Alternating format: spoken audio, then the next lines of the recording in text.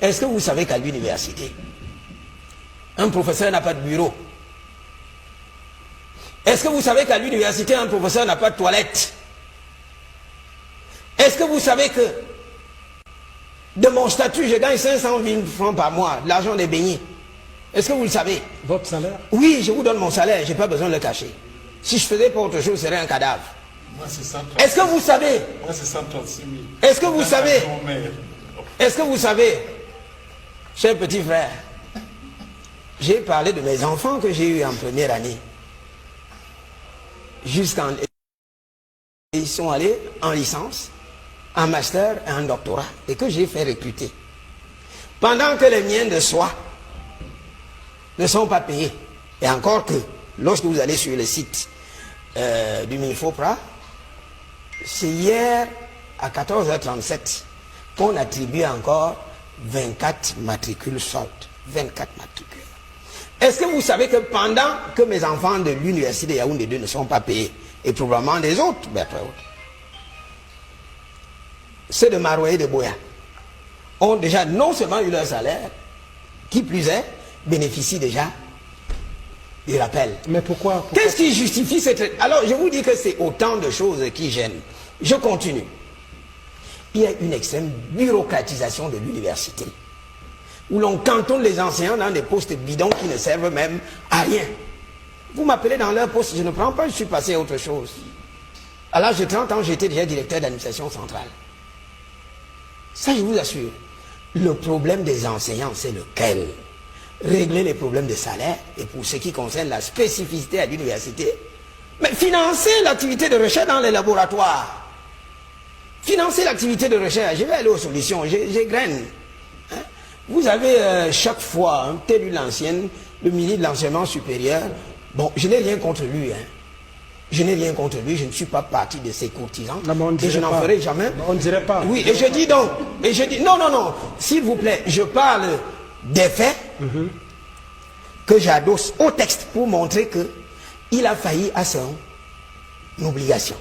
Alors, tout le temps en train de rabâcher cette histoire de primes de ceci, mais quand on paye les primes aux militaires, on ne voit pas ça sur les réseaux sociaux. Quand on paye les primes à tel quoi, on ne voit pas ça sur les réseaux sociaux.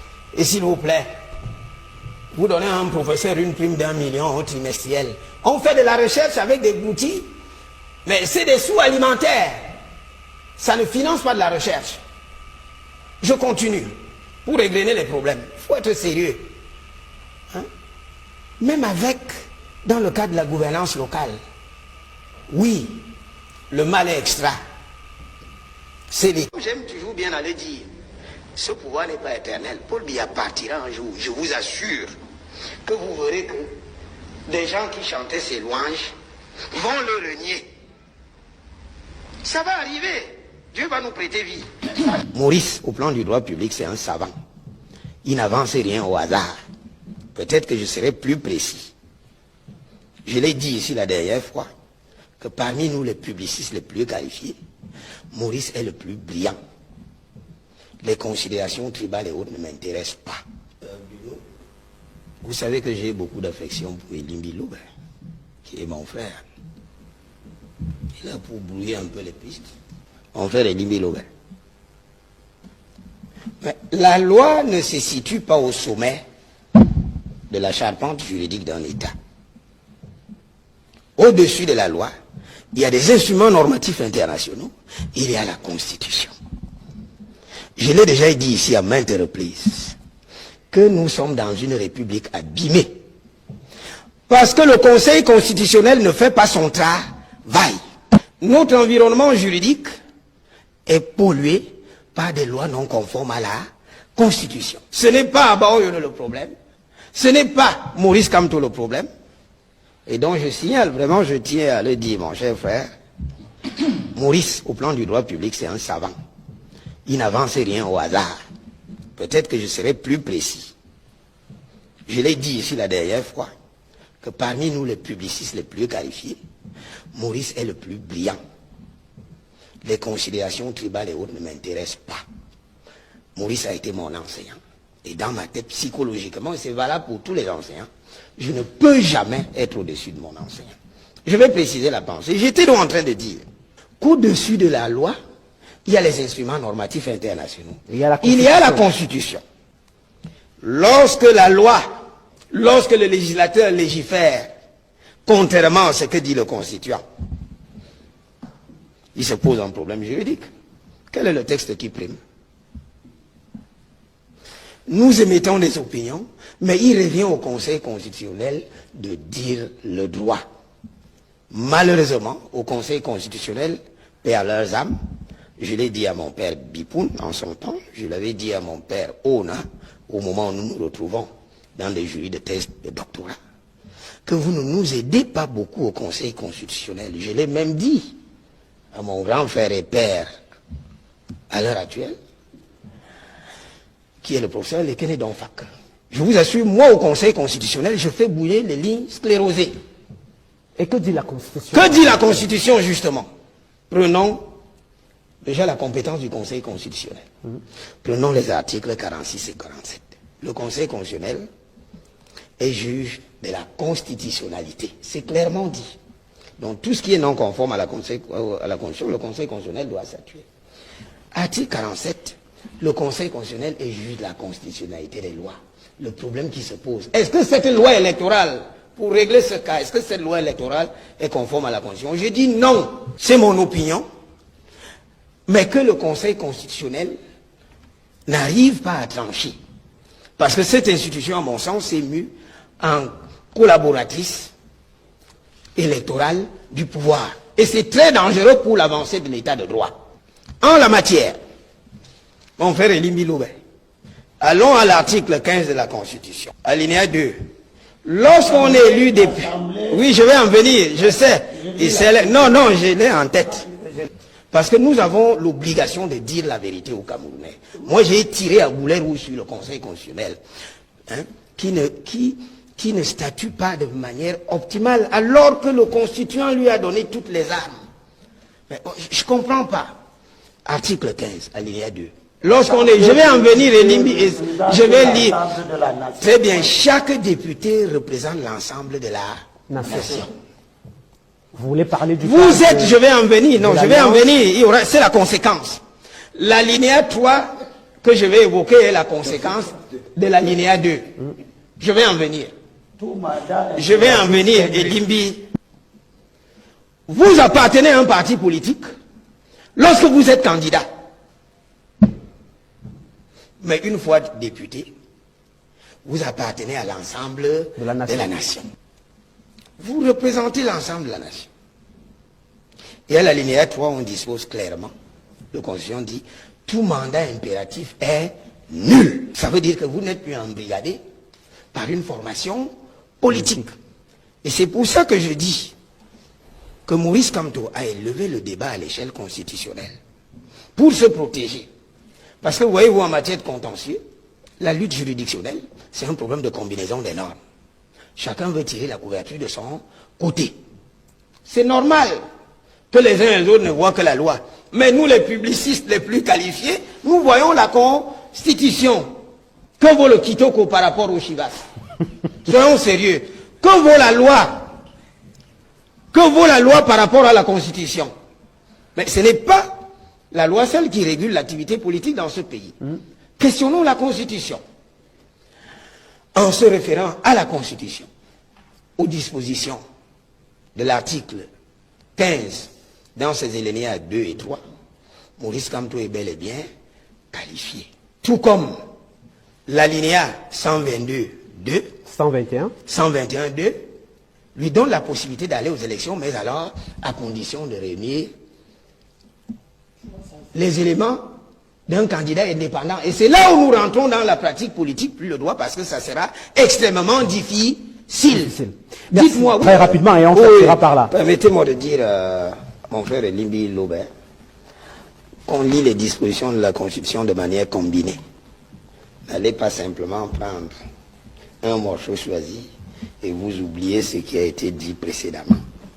De un. De deux. Je concède aux acteurs politiques ici, présents, que le droit est une chose, et la pratique politique, une autre. C'est surtout ça. Très bien. J'en viens, Elimbi. C'est pour ça que je dis, Elimbi, nous ne sommes pas dans le débat du droit. Elimbi, c'est la primauté du droit qui devrait être mise en avant. Mais qu'est-ce que l'on constate? C'est que les faits politiques l'emportent sur ce qui est formel. Maurice Kamto, des militants. Est-ce que je vous fais comprendre? Il faut distinguer Maurice Kamto de certains militants, pas l'essentiel, pas tous les militants, hein, qui font dans le dérapage ethnique. Est-ce que je me fais comprendre? Que ce soit très clair. Et vous allez voir que c'est des acteurs politiques qui ont diabolisé Maurice Kamto en amenant les jeunes dans les réseaux sociaux à l'appeler Kamtoto. Or, je vais vous assurer, de tous les dans la caste des publicistes les plus qualifiés que nous sommes, je l'ai toujours dit, Kamto est le plus brillant, c'est le meilleur. Ça ne se discute pas. J'en viens. Le temps à attribuer des pseudonymes au président de la République. J'en viens, oui, je vais en venir. Voilà. Je vais en venir. C'est pour ça que je dis que vous en avez également. Je vais en venir au cas du président de la République. Donc c'est pour vous dire, en résumé, que l'information est l'âme d'un personnage lucide et indépendant. Pendant que la désinformation et la mésinformation sont respectivement l'âme du politicard et de l'ignorant, de l'indigent intellectuel.